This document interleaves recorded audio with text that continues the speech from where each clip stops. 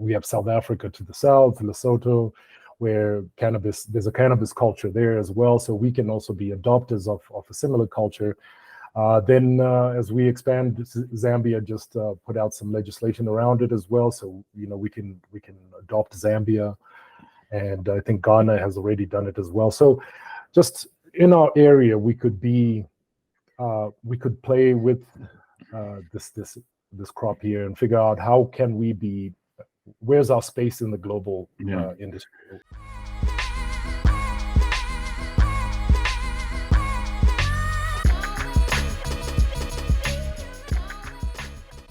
Africa's next green gold rush? While its neighbour to the south gets a lot of attention for its shifting stance on cannabis, Zimbabwe is a nation to keep a close eye on, given its climate, farmland areas, and huge economic potential. However, while export potential is lauded as the primary path to financial growth, getting the domestic cannabis market right first is essential, says TJ Chifokoyo, Managing Director of Charlie Bravo Delta, based in Harare. Hello and welcome to the Lobsterpot podcast. I'm Dave Barton and he's Jamie Bonthron. How you doing, Jamie? We are back on the podcast, doing the podcast things. How are you feeling about podcasting today? Oh, I'm really on the spot.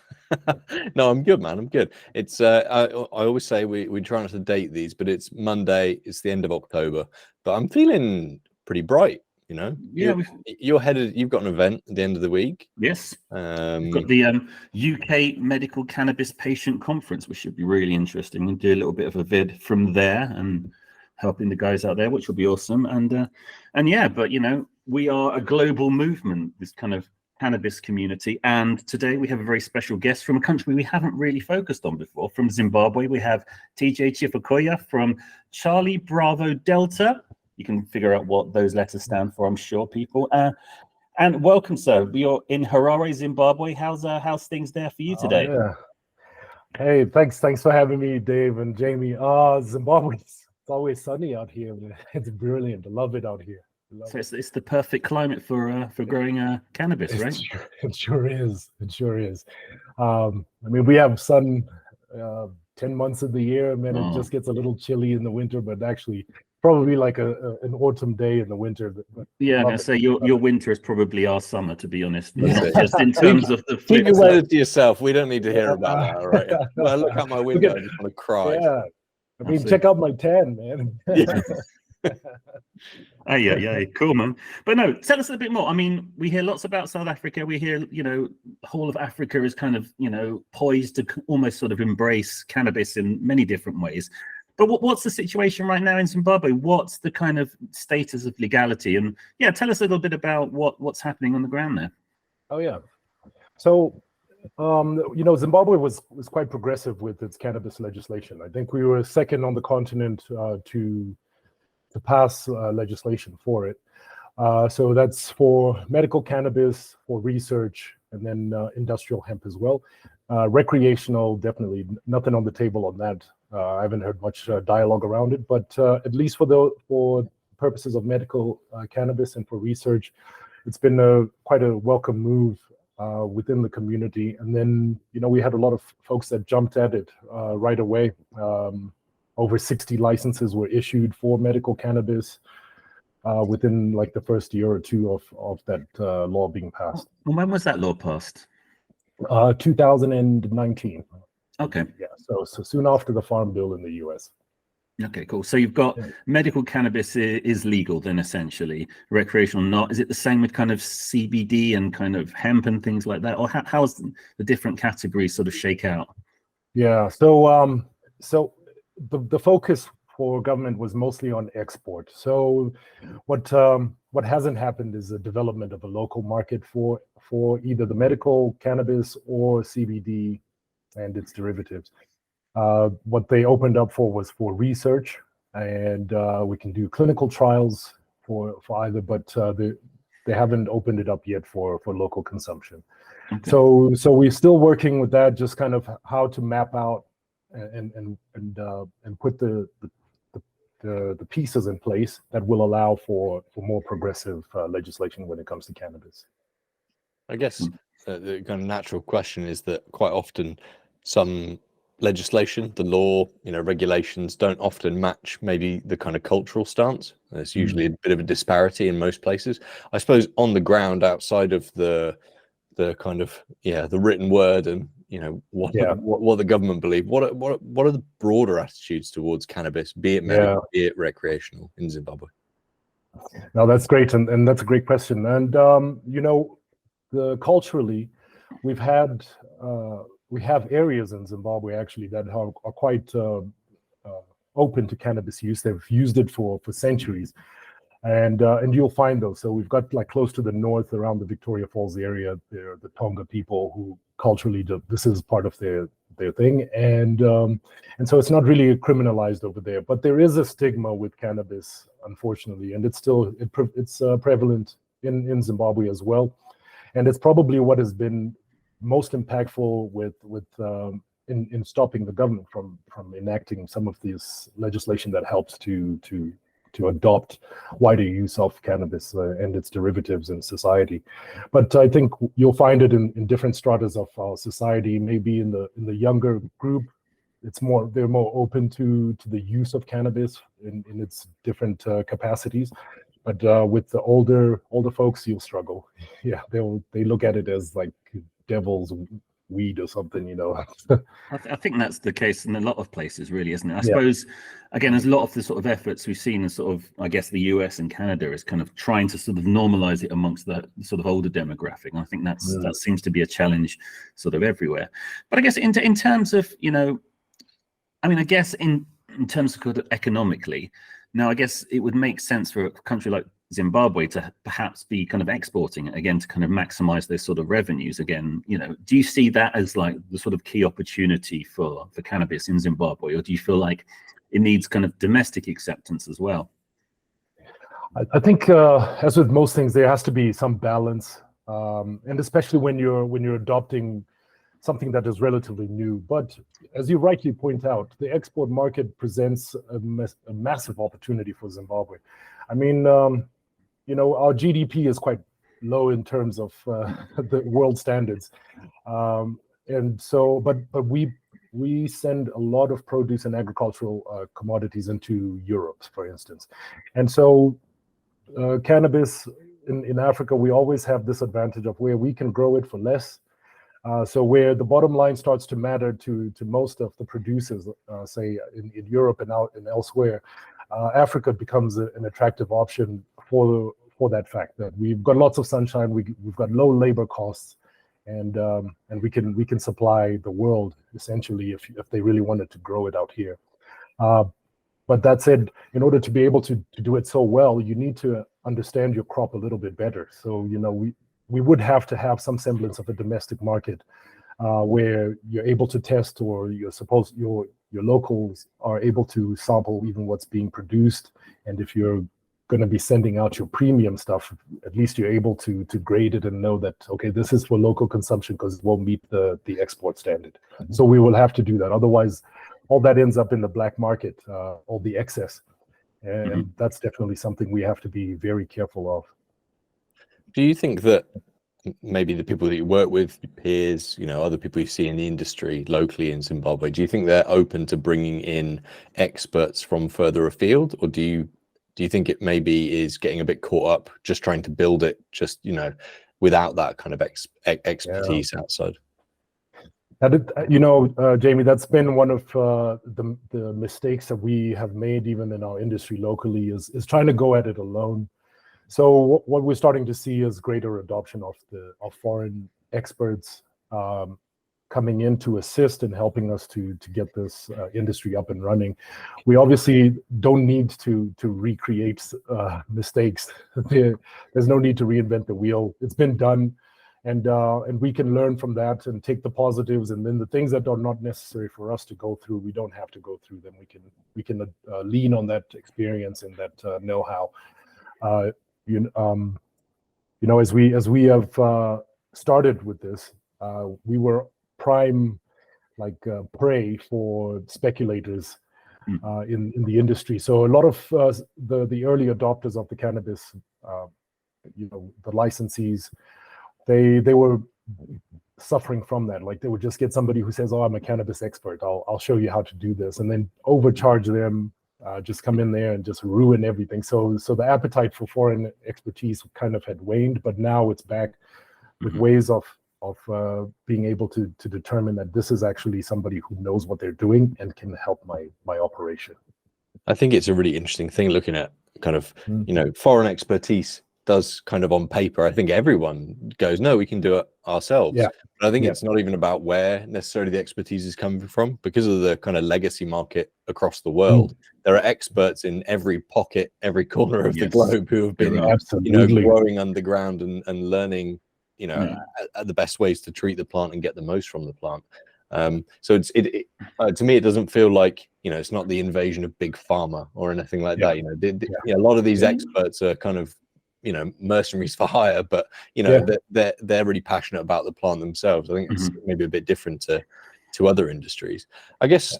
Within the region, so kind of bordering countries around Zimbabwe, is there much appetite for it there? And do you think that, when you say local market, could that mean more regionally rather than just Zimbabwe? 100%. A lot of the bilateral agreements, even in the region, help to qualify it as kind of domestic. We have South Africa to the south, Lesotho, where there's a cannabis culture there as well. So we can also be adopters of a similar culture. Then as we expand, Zambia just put out some legislation around it as well. So, we can adopt Zambia. And I think Ghana has already done it as well. So just in our area, we could play with this crop here and figure out how can we where's our space in the global industry? Where do we fit in? And we can test it out in our own backyard before we go too far out. I was going to say, because you got South Africa, obviously, immediately to the south. And, again, it's they've made some big strides in terms of sort of cannabis, in terms of regulation, in terms of production and things like that. Do you feel like that's a kind of model that Zimbabwe should kind of almost not copy, but learn from? Or do you feel like, again, Jamie was talking about the kind of legacy expertise, but I suppose there's also the kind of regulatory expertise in terms of like EU GMP and the kind of bar to entry that I guess a lot of countries for export, you would want to, if you were going to Europe or the US or Canada or wherever, that aspect needs to be navigated too. And I guess what's the way forward where that side's concerned? Are you kind of looking to South Africa, say, how are they doing it? How are they navigating these things? Or it's kind of like, right, we have our own opportunity to kind of carve our own niche here in Zimbabwe and them from outside perspectives. Oh, that's deep, Dave. Sorry, it's Monday morning. Sorry. That's all right. It's important to unpack it because it is actually the key to the success in Zimbabwe. All right, so we can look at South Africa and see what their model is and say, all right, how is this working for them too? Because that's what's important, is that is the model working? So if it's working for them, what can we glean off? What are the similarities and what can we glean off them, given that this is the same kind of region? I think, the end solution will ultimately have to be kind of a Zimbabwean type hybrid solution, simply because of our system, even of governance and our local economy. It's not as strong as South Africa. So while one aspect of the cannabis industry could work in South Africa, we'll find that if you try to do a plug and play, it fails here because we haven't factored something that is actually quite critical to the success down south. So I think if it was a very similar system of governance, a very similar economy, then we could definitely just say, hey, let's just adopt South Africa's mode and then do it. So I think when we focus on Europe, for instance, as our export market, we need to make sure that we are very much aligned with the European standards, as you mentioned, the GACP, EU GMP. Those have to be met right off the bat. So develop your industry with an eye on that market, but you need to know that everything has to be aligned well with them in order for this to be successful. Awesome. And I think what kind of needs to happen next in terms of, I guess, broadening or making the opportunity more viable in Zimbabwe? What kind of, I know that you're involved kind of in sort of government sort of groups and things like that. What are you seeing happening? You mentioned when we were chatting beforehand about you were at a government workshop, is that right, recently? What kind of things are happening? What are you seeing happening in that sense? I mean, look, there's a lot of interest in this sector, and from the government perspective, they're really looking at it as a great opportunity to generate revenue, to build an industry where we're creating employment. Employment historically, well, for over the last 25 years in Zimbabwe has been a big issue, a thorn in the side, because we have high unemployment numbers. And so they're looking at it as, hey, this will help a lot. And since we do have a large component of our economy is based on agriculture, this is just kind of stemming to say this is a new crop we can start to grow, and if we're good at it, we're going to be a player in the world stage. So the government has made great efforts. I will say, look at how many countries are in Africa, and if only a handful have adopted cannabis legislation. You have to know that that's quite a progressive government when they're looking at the crop. What is hurting us at the moment is just that exposure to other areas that have that legacy when we're looking at cannabis, and how do we learn and adopt some of those strategies into our setup. But as with that workshop I attended last week, stakeholders from everywhere, from our academia, from government, we had Ministry of Lands, we had Ministry of Health, our regulators were present. So we just got a broad feel from everybody and how they wanted to see this evolve. So the key takeaway is that we have an industry that obviously people are keen on seeing it develop and grow. So that's a positive for us. We're not looking at it like we're almost at the end of the line. We actually have the potential to keep going with this industry.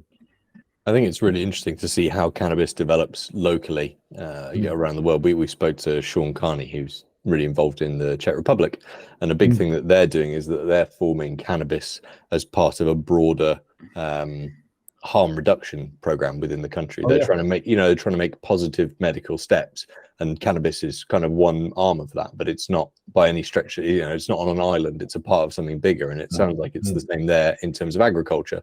Yes, there are certain hurdles with dealing with it, but it's no different to another. I mean, there's a fair amount of tobacco grown in Zimbabwe, I imagine. I mean, that's that's a regulated product, that's a potentially stigmatized product. There are a lot of similarities to be drawn there. I guess, where do you see things happening 6-12 months? What are your plans? What are you excited about? I'm excited about a lot of things, but I'll give you what I'm excited about and kind of what I'm feeling tense about. But so I'm excited that of where the industry is right now. So we're still kind of ground floor, but the elevator is definitely going up. That's where everybody's pressing the up button. We want to move up and just furiously, just keep pressing it. What you do. Just like, come on, we're right. Yeah. Don't let anyone stick their hand in the doors. Let them close. So we really want this to take off, and that's everybody who's involved. When we're talking government, when we're talking the cultivators, the processors, everybody really wants this to work. So that really gives me excitement over the next 6 to 12 months. We really need to see that happen. Where there may be some issues and some barriers and sticking points for us is just like getting consensus as to what direction that is. I think it's not everybody who's looking at it like we need to shoot straight up in this direction. Some want to take a few more baby steps to make sure that this is right. And so I think when it's disjointed in that manner, you find that maybe something is prolonged simply because some want to stay where they are and they're feeling like we're moving too fast. And that's that feeling of consensus is not quite there yet as to how fast we want to move and in which direction, when we're heading up, do we want to go in. I think it's interesting because I always think of it as like, globally you have kind of Germany with their kind of need to make sure we go through every regulatory step to kind of do that. And then the other side, you've kind of got Thailand, even though, they're kind of backtracking a little bit, but, the way in which they kind of made legalization happen, it was kind of like, right, here's 1 million plants, go create an industry, it's all legal now. Where do you think, if we look at that as a sort of spectrum, where do you think Zimbabwe sits on that? I think we sit a little bit, maybe from a government perspective, we're closer to the German side. So we lean there, where they want to make sure that all the I's are dotted, all the T's are crossed. Don't want to set off any alarms. Is this a dangerous drug? Even if you look at a Zimbabwean cannabis license, it has it right at the top, like the Dangerous Drug Act of Zimbabwe, like it's huge and bold, and says the holder of this permit is allowed to cultivate cannabis. That's it. But the first thing is talking about the Dangerous Drug Act, and so the stigma is still attached even to the license itself. And so I think one of the ways that we can help to alleviate some of that is education. Just starting to talk a lot more to the people and having them understand the differences with the cannabis plant and what we're trying to do for the nation of Zimbabwe. I mean, we could have the same stigma with a poppy, so it's kind of the same deal. But the way that they have been able to streamline and say, yeah, you can have that poppy there that you like and we use for remembrances in wartime, etc., is also the one that creates heroin, and it's also the one that helps you when you're in the hospital bed and you get a bit of morphine. It can do all of those things. So once we start to break it down that way, I think people will start to, those who have always looked at cannabis as kind of like this evil thing, will start to look at it for what it actually is. So yes, is it susceptible to abuse? Of course. I think anything can be hamburgers can be abused. But we start to grow it responsibly that way. And that's where we have to work hand in hand with our government and regulators. Awesome.